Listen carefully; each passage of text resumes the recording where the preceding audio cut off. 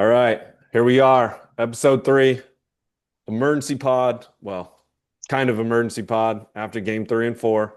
We're here on October 18th, 2025. Uh, Game 3, exciting, a lot of events. Um, we're here with Dodger Blue Balls, the guys, Jason Plum, Jason Wakefield. What's up? So, What's up? Um, let's go over game 3. We'll start with Ohtani smacking a triple, finally doubling up his hit count. Mookie Betts cashes him in. Glasnow there in the first inning, painting corners like he's little Picasso. Gets out of that. Tommy Edman comes up a couple innings later, says, "Brew Crew, hold my beer." The clutch RBI. And then my favorite play of the game, Brewers up against it, bring in their closer, Abner, and he throws the ball away like it's a little league game. 3-1 Dodgers. Always. Slam bam. Thank you, ma'am. Sasaki closes the door, and here we are, up 3-0 at home, going into game 4. Thoughts? yeah, I think that we were, obviously we were all hopeful that Shohei was going to get going, and we all say some things, and it didn't happen to be a home run, but a leadoff triple to start works. Like you said, Mookie comes in, drives him home. Um, it was just it. There's always anxiety in Dodger October, but Brewers stink, dude. They suck. Fuck, So having the Dodgers just wax them around a little bit, sure. It sure felt good in Game 3. It got, obviously there's plays where you pucker a little bit, but at the same time, that game felt in control the entire time. Another starter comes in, just absolutely dominates. Never really feels pressure. Gives up, one, I think, in like the second inning. Um, and that's it. I mean, they just you know really had their way with them the entire game. Yeah, I mean, Shohei's triple, fantastic. Of course, he got fooled out on his front foot, just flicked the bat, and I mean, when you're that strong, fantastic. But anyway, I didn't feel like that was what got him going. Obviously, we're going to recap game 4, which is a different story here in a minute. But I mean, still came up huge. The only thing, I mean, I get so frustrated. It's you get a Shohei triple, Mookie immediately doubles, and then that's it. And then It feels nothing. like they just shut it down, and you're like, what, man? You come out swinging, you get two. I don't know. It feels like we've got some momentum, and then just shut it down. I don't know. It's continues to be frustrating when that happens. Obviously, it's hard to be frustrated when they're up 3-0 and have lost one game at that point in the playoffs altogether. But man, it's like, man, foot on the gas right here. Like just bury them early. And that was a little frustrating. I did so to get into the Brewer side of things. They brought in Mizorowski, and that dude. I don't know how he had a 4+ ERA this year because his stuff is silly. I mean, throwing 100 plus feels like on every fastball. Sliders at 90 plus, and is just. I mean, I don't know how anybody hits him. I don't know how anybody hits him. Obviously, we got to him a little bit later, but I read something that said his fastball lost a few ticks, and he was only sitting 98 to 99 there. Oh, is that all? Is that where he was at? Dang, poor guy. I don't know how you get away So with that. the other side that I don't know if anyone else picked up on this or if I was reading more into it, but Glasnow had some attitude to him. It seemed like every time he got out of an inning, he was looking into that dugout for whoever was looking at him, basically to tell him how it is. And I just don't remember seeing that much out of Glasnow, at least not in a Dodger uniform. I've seen it before in previous uniforms, but not in a Dodger uniform. He had some spunk to him. It was good to see. He's usually a pretty quiet, like even in his interviews and everything. He's not real. I don't know, not real animated. Pretty quiet dude, pretty chill dude. It seems like.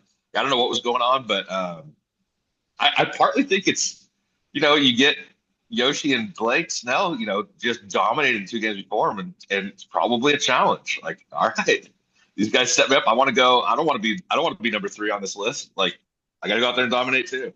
We'll obviously we'll get into game 4 here shortly, but Blake Snell did mention it. He goes, it's kind of an unspoken thing where, you not that you want to be the guy to give up runs, but you see what the person did before, and you don't want to let Yeah. you don't want to let it go. So it's refreshing to see.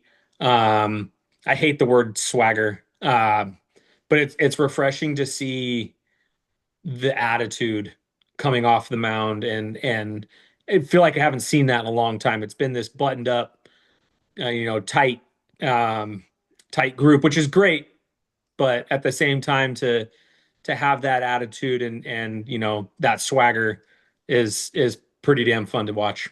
Well, what about the Brewers' decision to come with an opener, and they have Ashby start, lefty on lefty to try to get to Ohtani and Freeman. Obviously, it didn't work out, but when Mizorowski has that much of stuff, I Right. understand you try to buy him. You tried to buy an extra inning. I get that. I get the idea. I just, with that guy's electric stuff and the way he looked, obviously it didn't work out because he got gassed, and then he gave up 1 run, and then they pulled him. But um, it was, I don't know. Sometimes I like the openers, sometimes I don't, and I understand it. I just, in that, just let him start the game and let him go. I don't really understand. I mean, I get that, obviously the other team, in this case, the Dodgers, sets up their lineup a little differently when there's a lefty in the first. If it's Mizorowski in inning 1, Freddie's hitting third, right? So they drop Freddie down a spot. So I guess what I'm saying is I do understand that side of things, but if you start the righty and he goes, let's say 5 or 6, whatever, there's going to be another inning later in the game where you're going to have then Shohei and Freddie up more than likely in the same inning. And so I don't really understand. You're just transferring the inning you're going to use that lefty. And then if you don't start him, if you start Mizorowski, then you've got those lefties that are 2 out of 3 hitters sometime later in the game versus the way they did it now where they've separated them. And so you don't get that the lefty pitcher facing 2 lefty batters. So I don't really, I mean, I get a bullpen game and having an opener there. I don't really understand the opener, the impetus of an opener when you've got a guy that's that much better right behind him. It's coming in. I know.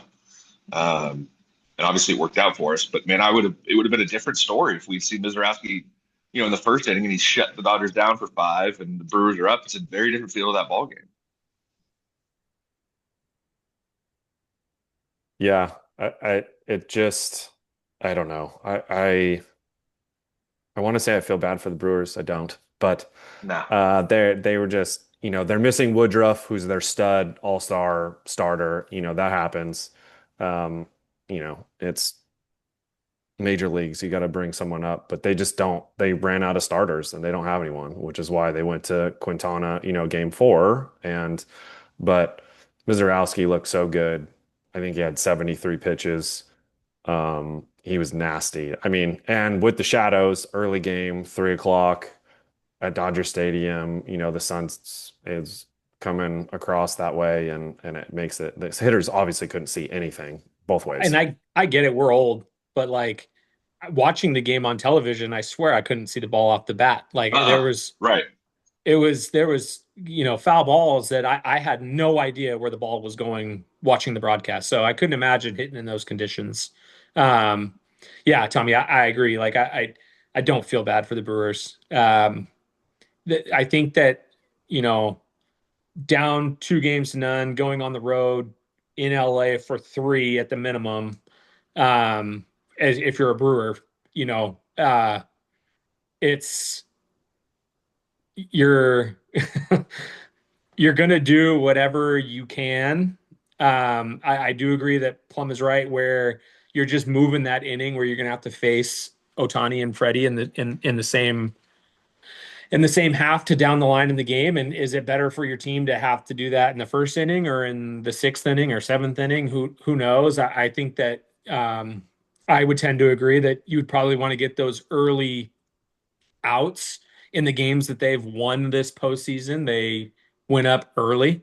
But at the same time, like I'll say it again, they stink. Like they're I think at this point in playoffs, they had won the first two games about with the Cubs, and then they had lost four consecutive games. Or excuse me, they won the first two, lost two, won the clincher, and then lost two against the Dodgers, and they were just already beaten. Like they're not, whether or not they made the moves that they needed to at the deadline or what have you, they're not the Phillies. They're not the Dodgers. They're not those teams that could get it done in October. So I think you do whatever you can to try to get ahead early or try to hold them down and buckle up. But I mean, the Dodgers made pretty quick work of them. I did read that through 3 games out of the 224. Is that what I read? 224 league championship series since they started that in 1969. Seems like too many. 24 teams that have played in the league championship series since 1969. Their batting average on balls in play in this series was number 224. So there was a little bit of luck involved there, and Dodgers defense. And you look at that play Mookie made in the ninth on in Game 3, which was just silly. But so it is partly good defense, but it's also partly like when you don't hit home runs and you're relying on balls in play to score runs, sometimes you're going to run into luck like that. The hits aren't going to fall, and the Dodgers obviously rely a lot heavier on the home run than most teams, and certainly than the Brewers do. But I mean, on the flip side, I think if you told Milwaukee they came out of the first 3 games and they'd only given up 10 runs to the Dodgers, they'd probably be thrilled. Probably think they were in really good shape. But the pitching is just not allowed them to get any momentum at all. So anyway, all that to say, they've had a rough series. It's been, I don't want to say I feel bad for them, but certainly, going 6-0 against the Dodgers in the regular season, coming in thinking they probably had a shot, and it just, they didn't. Through 3 games, they have 9 hits and 3 runs. Not going to win a lot of series doing that. No. Through 3 games. No. So there was one interesting, and I got to bring it up because I read a lot about it. I listened to some other stuff about it, but their stud, Cheerio, goes out in the 7th with, I've never seen that before. I mean, he has a bad hamstring, an aggressive swing, and then he pulls up lame after the swing. And they said it was quote unquote cramps, but they took him out of the game. I mean, he could have stretched it out, whatever. I just thought if I was his teammate and he goes out because of cramps and we're down, our backs against, I would have been real upset. And he ended up. I kept thinking there's no way it's cramps. There's no way it's cramps. If he's coming out of the game, he cannot come out of the game because he got a cramp in his hamstring. Right. And I did he Paul Pierce himself? I mean, he didn't need to be carried off, but might as well have. As you saw, he starts Game 4. So I know he's had a hamstring injury or whatever. It had to be more than just cramps. I'm sorry. It just did. But if it was just cramps and granted he's 22, but what 22-year-old gets cramps? I don't. Yeah, but if it wasn't, how does he come back in Game 4? Like there's something. It wasn't a great look. It was something. All right. Well, let's move on to Game 4. Dare I say the Shohei Ohtani game. He's on the mound, Game 4. How many of those have there been? The Shohei Ohtani game? 3? Quite a few. Quite a few. I mean, he came into Game 4 with 2 hits in the series. But Ohtani, 1, 2, 3, first inning, comes up, leads off the game with a home run, basically saying, attention, Milwaukee, you're going home. Enjoy Cancun. Dodgers end up piling on with Tommy Edman. Edman comes home on a little tapper to first base from Teo. And then more Otani show. That second home run was an absolute blast. Clears the awning in right field, out of the stadium. Insane.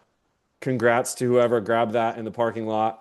You just made yourself a couple grand. And Otani goes 6 innings, no runs, and Dodgers close it out with Sasaki again. And he looked electric in the ninth.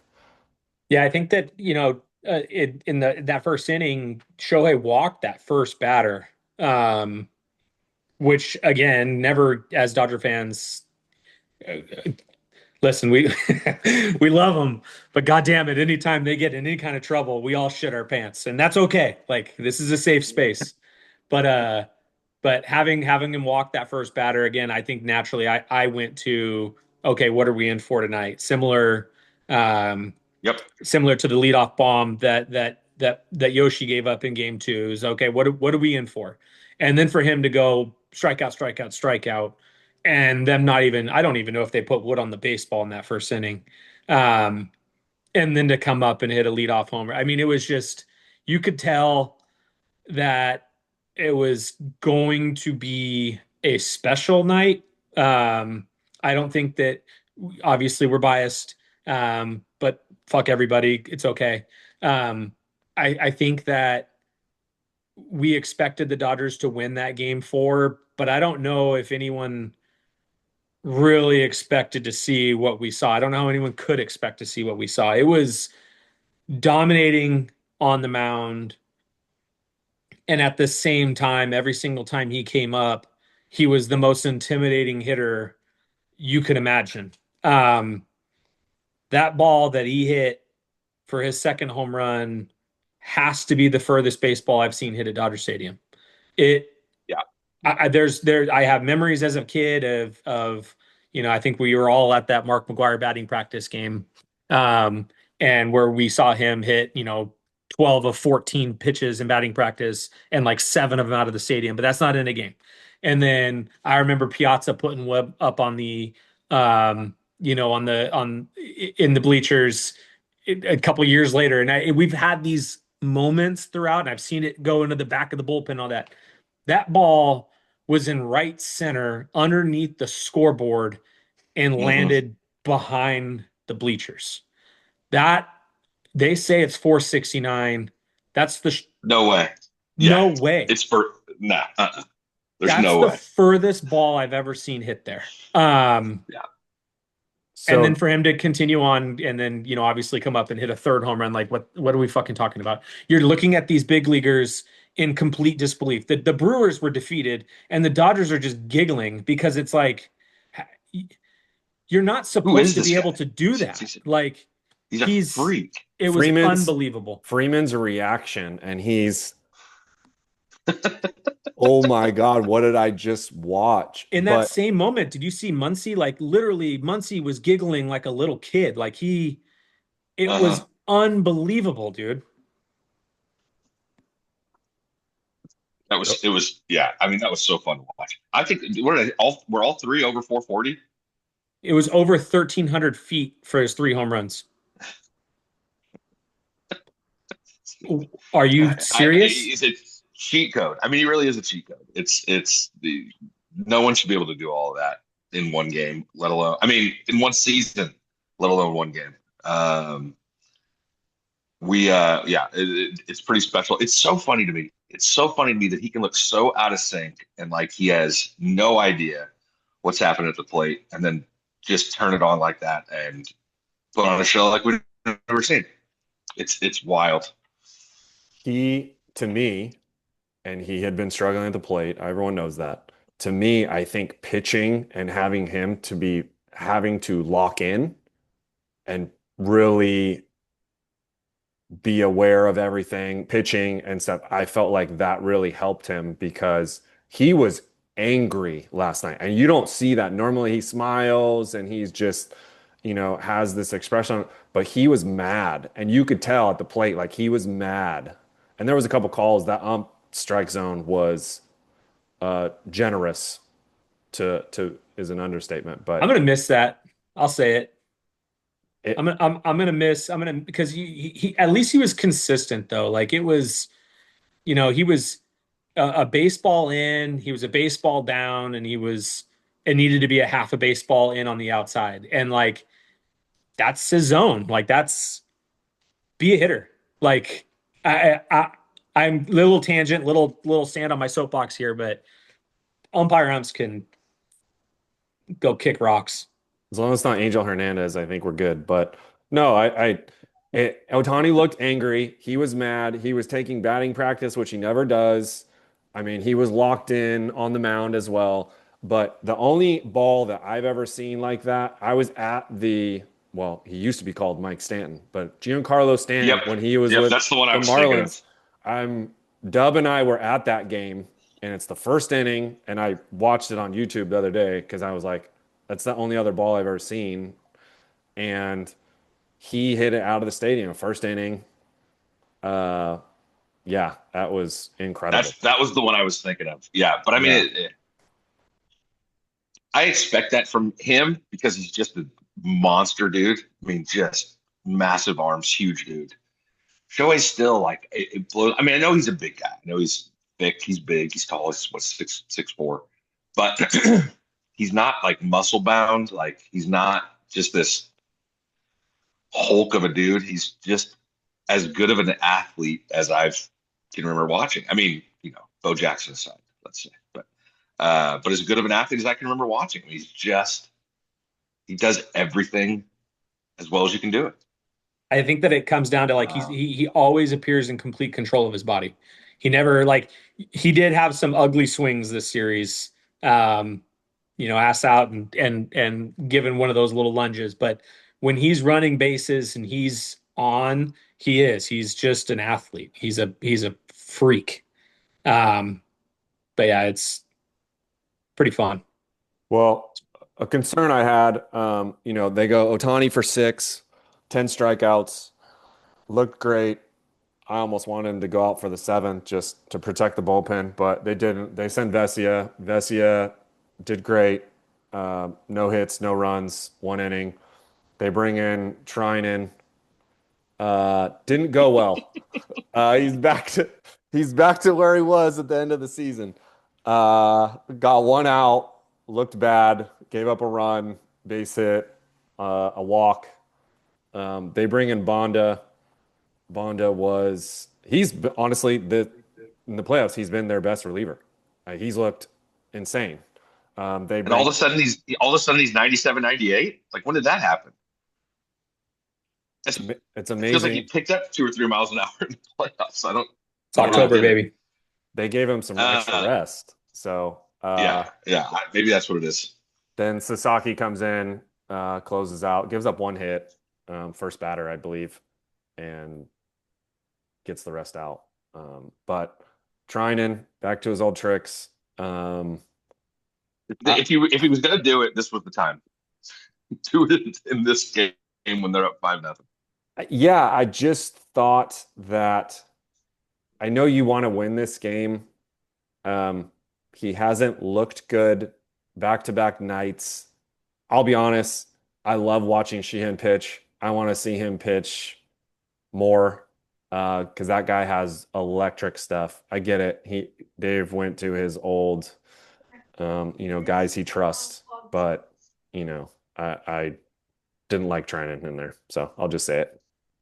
Yeah, I think with the 5-0 lead, you have. I guess it wasn't 5. Was it 5-0 in that moment? Was. You have yeah.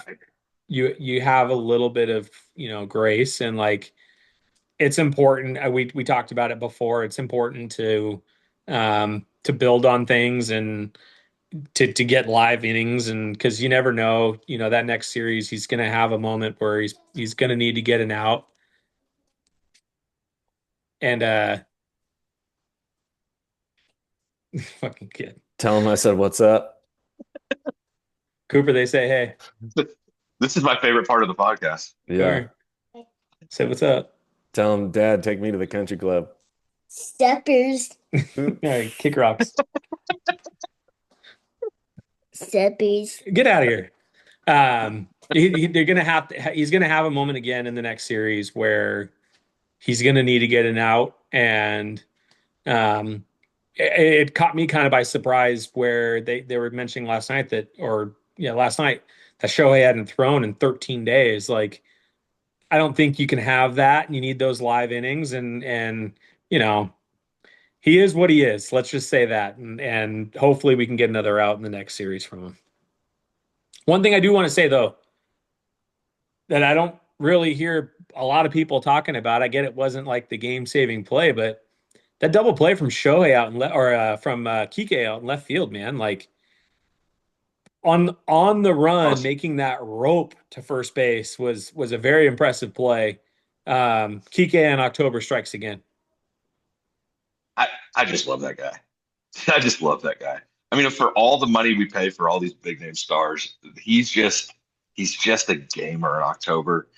He's fun, he keeps everything light. He's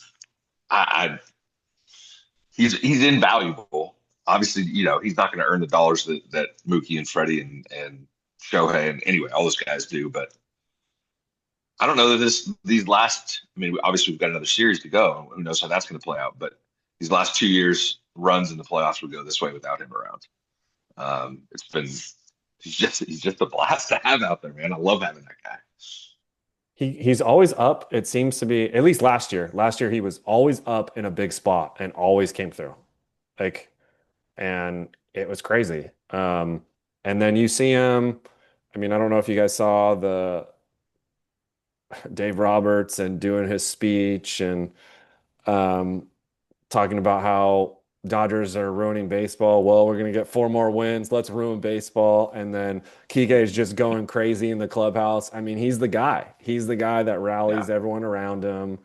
And I'll say it on the pod. He needs a raise. Double his salary. The $6 million is not enough. But yeah, he's invaluable to the team. And they have a couple guys like that just Tommy Edman. I know they paid him last season, or at the beginning of the year. But he's another guy that just does whatever is needed or asked, and no nonsense, and has gotten it done. So, looking forward, so Dodgers are going to have a week off. Probably going to go Snell, same thing, Snell, Yamamoto. Obviously don't know who we play, Seattle or Toronto. Seattle with the big. Who would you rather see? I'd rather play Seattle personally, but that would be. Feels like they have the pitching though to match up. Now they haven't thrown as well in the postseason, and obviously their 4 guys are not our 4 guys, but they've at least got arms. For baseball purposes and the viewership, Dodgers Seattle viewership would be horrendous, but it would be better for Toronto, LA. But I mean, I don't really care. Regardless, Blue Jays can hit. Their pitching staff has been suspect. Their relievers, they really don't have good relievers, which is why Schneider did what he did last night or yesterday. But I mean, yeah. What about you guys? As you know, as a lifelong Dodgers fan as we are, I sure would love the fact for the Dodgers to get the opportunity to rub Springer's nose in it. So selfishly, seeing the Blue Jays would feel a lot better. But in regards to play on the field, I mean, the Jays got some guys, they do, but I mean, I would love to see, Big Dumper and Arozarena and even little guys like JP Crawford. They're fun to watch. And like, I think it would be, I like watching them play baseball. So I would enjoy watching the Mariners, but I do agree that I think baseball itself probably, and for viewership, wants the Blue Jays, and selfishly, I would prefer the Blue Jays just for the opportunity to for the Dodgers to rub his nose in it. That's for sure. America versus Canada. Yep, that too. Do it Yeah. for America. I mean, I gotta say, For both those America. stadiums, though. I mean, I've only watched a little bit of it because I don't care about the American League that much. But watching a little bit that I have, I mean, both stadiums have been absolutely rocking. So, The uh, ro Suarez's grand slam last night was about as loud as I've heard a stadium this postseason. That place was going nuts. he's crushed the Dodgers with the Diamondbacks and stuff. So, D-backs, yeah. yeah. But I mean, both the Rogers Center and Seattle has been crazy. I mean, the crowds have been into it, and the Mariners have never been to a World Series.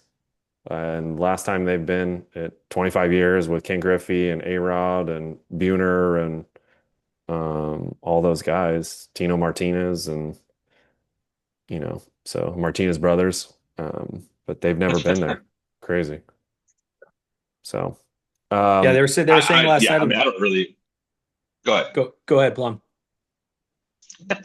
Just that I don't really have a preference one way or another. But like I said, I really do think the Mariners pitching lines up better than the Blue Jays, and you know, they haven't slumped in the postseason, let's say, but in the last 4 games, they're not putting up a ton of runs. So facing tougher pitching, they've got a week off to reset. I'm not concerned there, but yeah, I mean, I don't know who I'd rather face. I feel like the Mariners are probably better competition.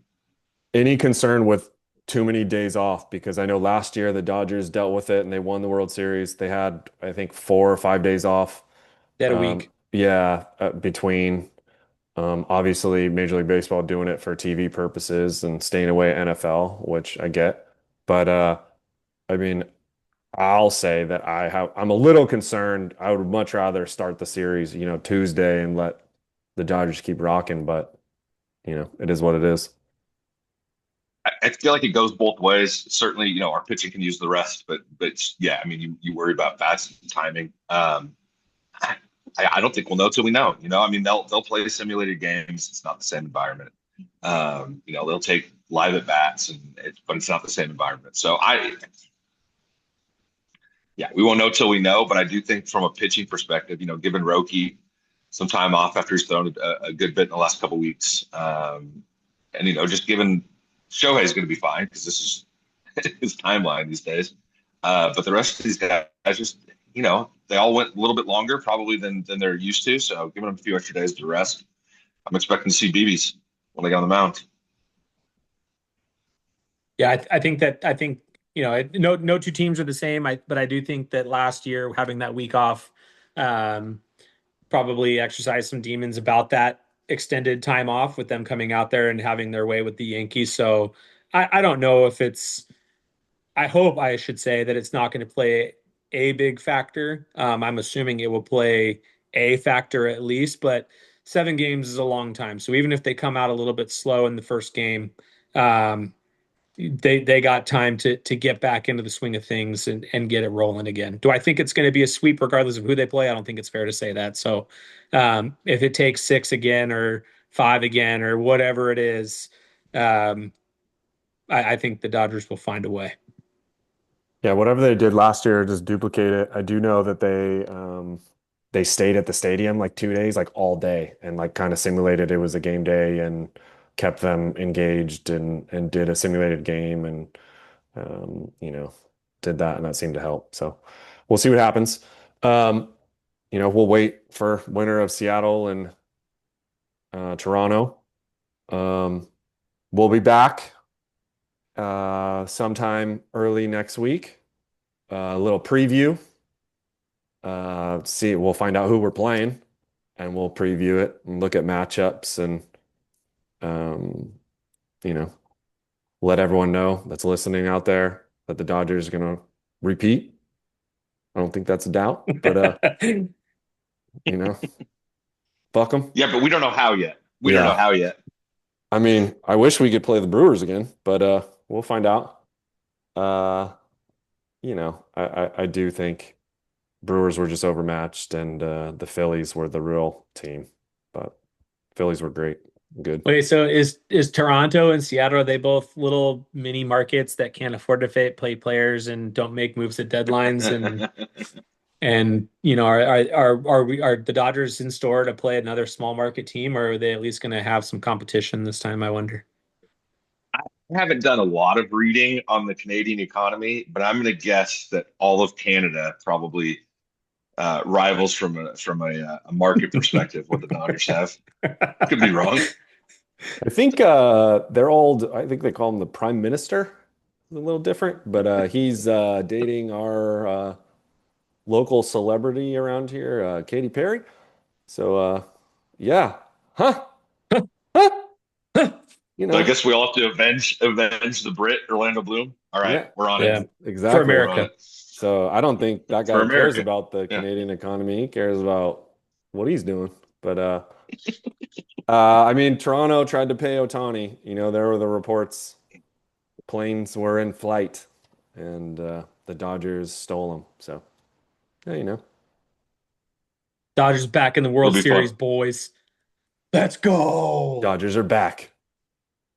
All right. All right. Until next time, All right, guys. see ya.